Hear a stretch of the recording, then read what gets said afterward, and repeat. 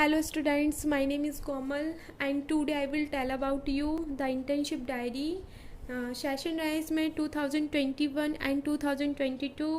First attempt पे छात्रा अध्यापिका का नाम तो कोमल सैनी, उनके फादर्स का नाम कन्हैयालाल सैनी एंड आपको जो रोल नंबर प्रोवाइड हुआ है वो मेरे को हुआ था 33। शिक्षण विद्यालय का नाम, इसमें कौन जिस स्कूल में आप पढ़ाने जा रहे हो उस स्कूल का यहाँ पे नाम आएगा। जैसे कि मेरे को जो अलॉटेड स्कूल मिला है वो मिला है मुझे महाराजा बदन सिंह, तो मैंने यहाँ जो परफॉर्मर में लिखा है वो क्या है आपका महाराजा बदन सिंह सीनियर सेकेंडरी विद्यालय। नेक्स्ट बीएड विद्यार्थी शिक्षक का नाम में आएगा कोमल सैनी, पिता का नाम अनुक्रमांक।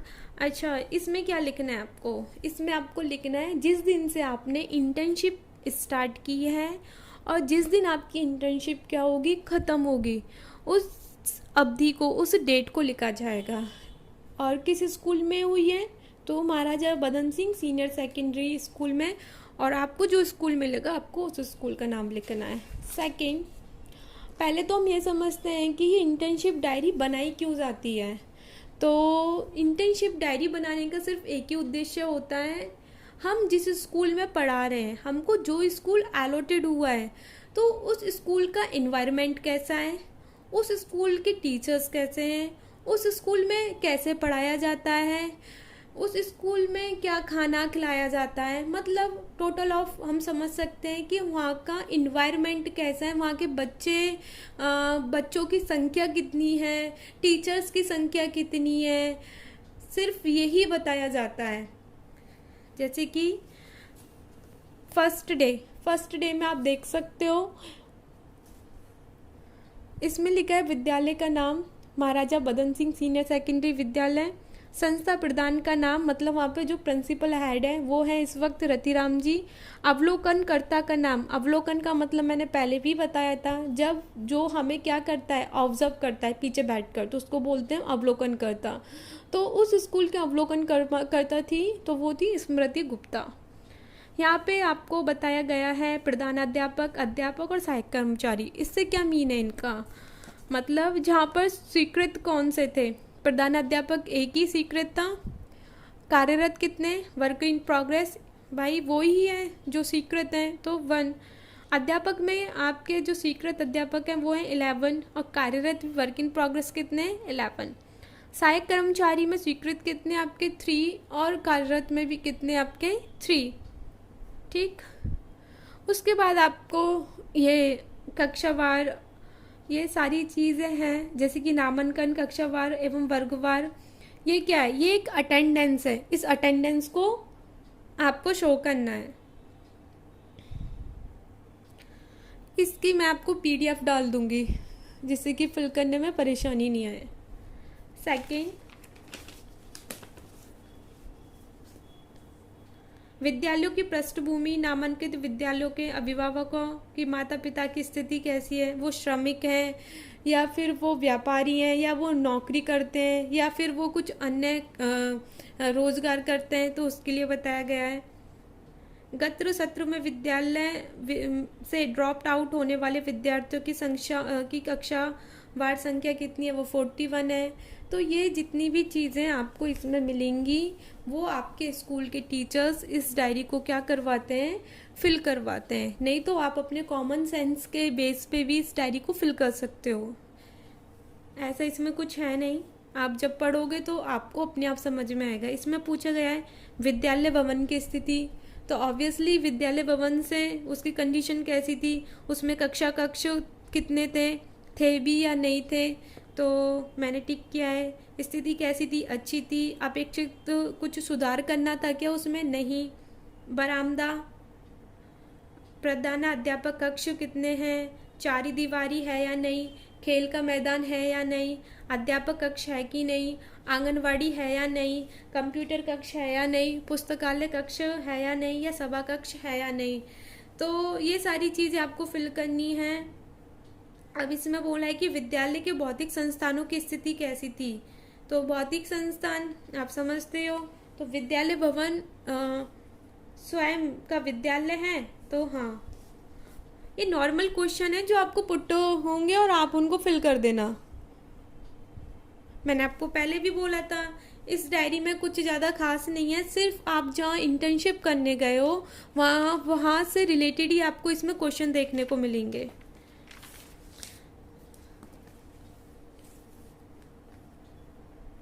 इसमें पूछा जा रहा है कि यदि हाँ तो मध्याह्न भोजन व्यवस्था पर टिप्पणी कीजिए। तो प्रतिदिन भोजन की समुचित वहाँ क्या होती थी, व्यवस्था होती थी। विद्यालय में उत्सव पर्व एवं जयंतियों के आयोजन पर टिप्पणी लिखें। तो मैंने लिखा है विद्यालय में 15 अगस्त अच्छी तरह के आयोजनों के साथ क्या किया गया था, बनाया गया था। विद्यालय में पुस्तकालय है, यदि हाँ तो पुस्तकों की संख्या लिखिए। यस, इसमें कितने 256 क्या थी वहाँ बुक्स थी। तो ये सब नॉर्मल क्वेश्चन मिलेंगे। ये आपका फर्स्ट डे का है। फिर आपको जो देखने को मिलेगा वो मिलेगा आपको सेकंड डे का, कक्षा कक्ष अवलोकन रिपोर्ट सेकंड द्विदिवसीय है। क्योंकि सेकंड ईयर में जो आपकी इंटर्नशिप होती है वो 96 डेज की होती है। जैसे कि एक परफॉर्मा मैं पूरा समझा देती हूँ, फिर आप उसके अकॉर्डिंग कर लेना। जिसकी विद्यालय का नाम महाराजा वदन सिंह सीनियर सेकेंडरी। अवलोकन दिनांक कौन सी है, तो 2/8/22। शिक्षक का नाम था कोमल, जैसे कि मैं हूँ। और अवलोकन करते किसने मुझे अवलोकन किया, तो सजल सिंघल ने मुझे अवलोकन किया।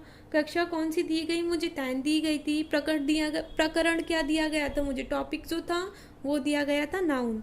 और विषय कौन सी पढ़ाई थी मैंने, तो पढ़ाई थी अंग्रेजी। तो फर्स्ट पूछा जा रहा है इसमें, क्या शिक्षक समय पर कक्षा में पहुंचा था, तो हाँ।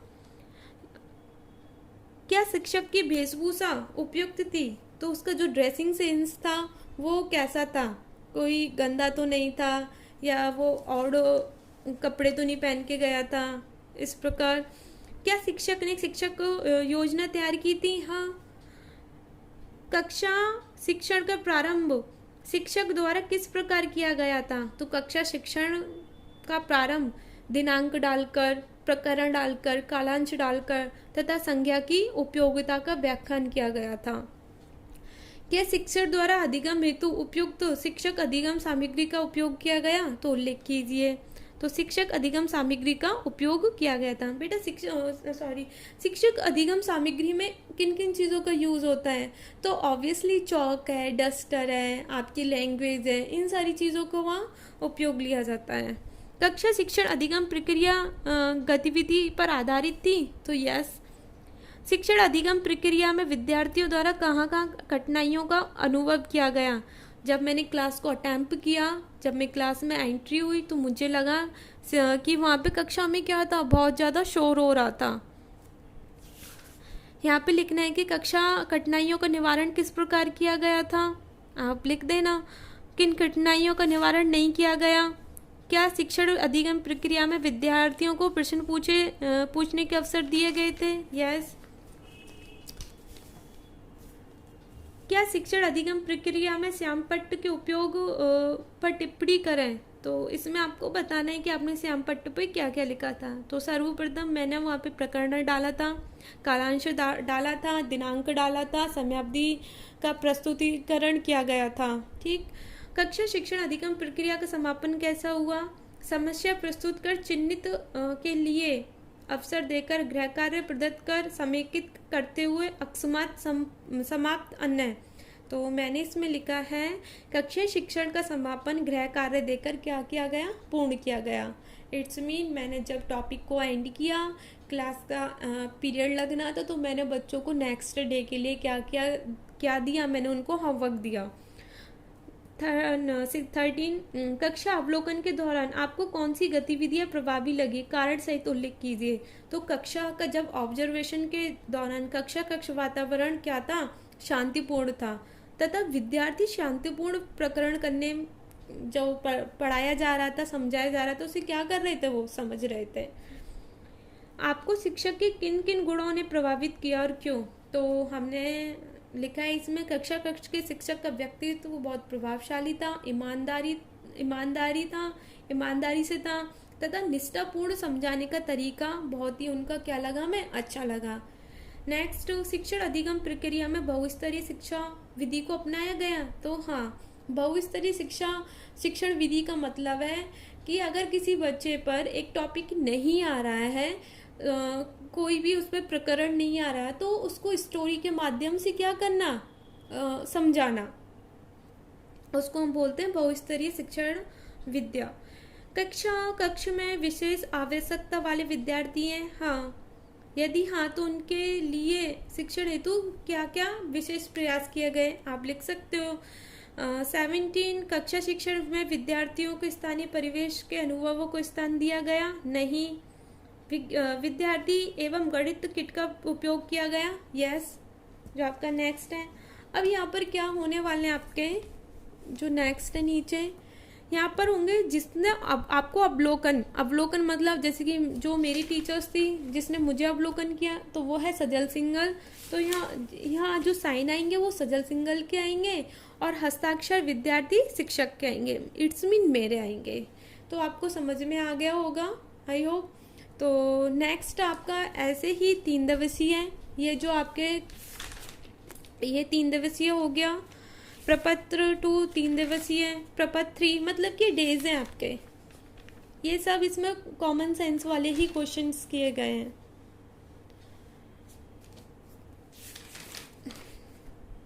ये आपका आ गया 4 और ये आ गया आपका 5th डेज, 6 डेज और लास्ट आपका आ गया 7 डेज। ठीक, अब आ गया आपको खंड गा, इसमें नॉर्मल बताया गया है, कुछ नहीं है। नेक्स्ट, इसमें आपको बताया गया है नवीन विद्यार्थी प्रवेश आवेदन पत्र।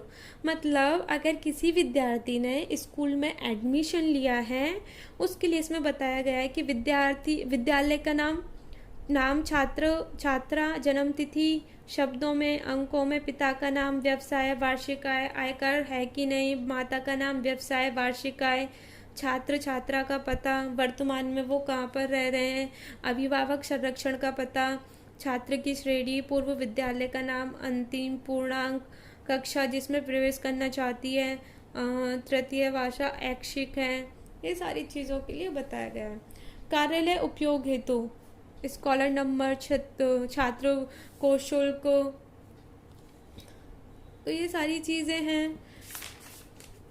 ये टीसी, जब हम किसी को टीसी देते तो उसका परफॉर्मा क्या रहता है, date of admission, date of leaving, छोड़ने का, रीज़न ऑफ लीविंग, वो क्यों छोड़ रहे हैं स्कूल को, तो वो अपने आप इससे भी मतलब कि उच्च शिक्षा हेतु। एंड जैसे कि छात्र का नाम क्या है, मीना शर्मा है, जन्म दिनांक क्या है, आपका प्रवेश के समय आयु दिनांक क्या थी, पिताजी का नाम क्या है, माताजी का नाम क्या है, ये सारी चीज़ें लिखी जाती हैं।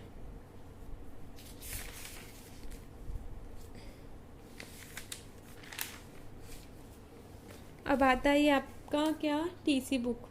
टीसी बुक को कैसे फिल करना है, विद्यालय का नाम महाराजा मदन सिंह ही आएगा, स्टूडेंट्स सुनीता कुमारी, पिता का नाम रमेश चंद्र, माता का नाम कमलेश, उनका रेजिडेंस कहाँ पे है, भरतपुर में, जन्म तिथि, प्रवेश तिथि, एडमिशन नंबर, कक्षा जिसमें वो पहले उसका एडमिशन हुआ था, कक्षा जिसमें स्कूल उसने छोड़ा है, तारीख छोड़ने की, कारण क्या था स्कूल को लीव करने का, और डेट ऑफ सर्टिफिकेट। आप देख लो, certificates that Sunita Kumari, fathers mothers, residence, district, born in words, ये सभी कॉमन सेंस वाली चीज़ें हैं। चरित्र प्रमाण पत्र, करेक्टर सर्टिफिकेट, विद्यालय मदन सिंह, सुनीता कुमारी रजिस्टर, ये सारी चीज़ें नॉर्मली आएंगी इसमें। फिर आपका जो नेक्स्ट आता है वो आता है छात्रों उपस्थिति पंजिका।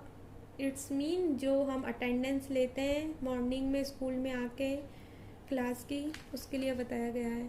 अक्षर कविता, मतलब आपको जो भी स्कूल मिलेगा उसमें आपके कौन से स्टूडेंट्स हैं, किस क्लास का आप क्लास टीचर बने हो, ये सभी आपको आइडेंटिफाई करना है।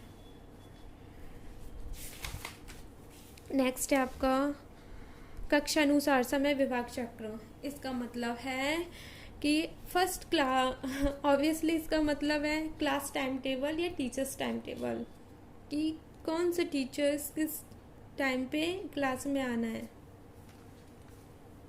ऐसे ये सब आपको इंटर्नशिप जिस स्कूल में आपको मिली है वो बताएंगे।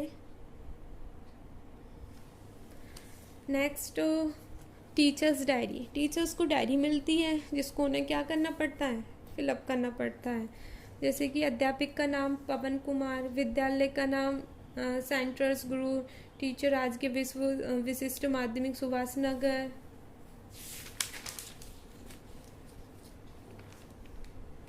इंडिविजुअली आपका क्या है, इसमें टेक्स्ट है।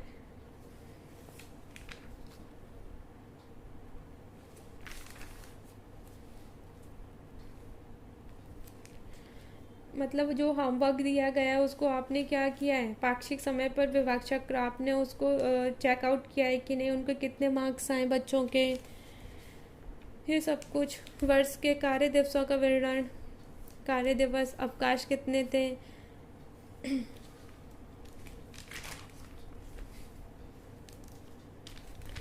सब कैजुअली चीज़ें हैं।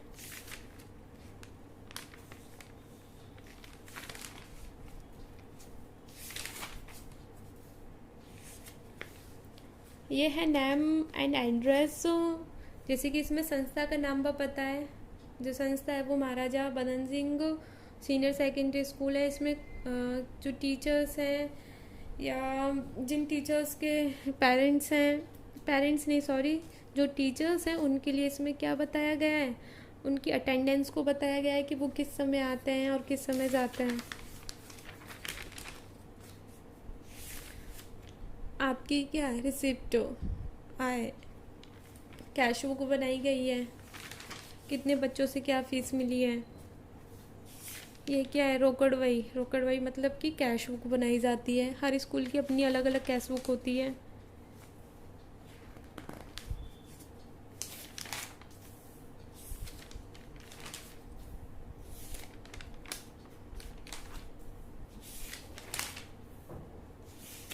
ये आपका क्या है, ये है आपका प्रगति पत्र। जो जब बच्चे का पूरा सेशन एंड हो जाता है तो उनको क्या दिया जाता है, रिजल्ट दिया जाता है, उसको इसमें प्रगति पत्र के लिए बताया बोला जाता है।